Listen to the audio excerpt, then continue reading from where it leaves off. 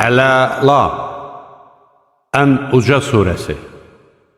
Mərhəmətli və rəhimli Allahın adı ilə. Ən uca Rəbbinin adına təriflər de. O Rəbbin ki, hər şeyi yaradıb kamilləşdirdi. O Rəbbin ki, hər şeyin müqəddəratını əzəldən müəyyən edərək yol göstərdi. O Rəbbin ki, otlağı cücərdib, sonra da qaralmış samana çevirdi. Biz sənə Qur'anı elə oxumaq imkanı verəcəyik ki, o yadından çıxmayacaq. Əlbəttə, Allahın istədiyindən başqa. Həqiqətən o, aşkardakından da, gizli qalandan da xəbərdardır. Səni ən asan olana müvəffəq edərik.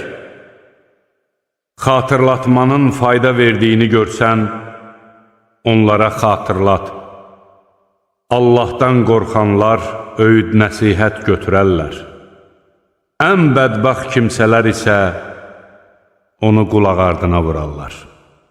O kimsə ki, cəhənnəmə atılacaq, o orada nə öləcək, nə də yaşaya biləcəkdir.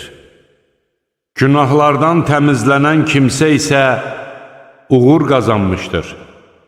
O kimsə ki, Rəbbinin adını xatırlayıb namaz qılmışdır. Xeyr, siz dünya həyatını olduqca üstün tutursunuz. Axirət isə daha xeyirli və daha sürəklidir. Həqiqətən də bu, əvvəlki səhifələrdə bildirilmişdir.